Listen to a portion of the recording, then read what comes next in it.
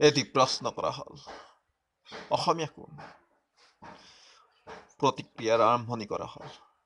আৰম্ভ হ'ল ভাষাৰ বিচাৰ। কোৱা হ'ল মোৰ জাতি, আপোনাৰ জনগোষ্ঠী। বাতৰি কাকতৰ পৰা আদালতৰ মজিয়ালৈ, সাহিত্য সভাৰ পৰা ছাত্ৰ একতাৰ মজিয়ালৈ, তৰ্ক বিতৰ্কৰ হেজাৰ খন্তীয়া সমদল।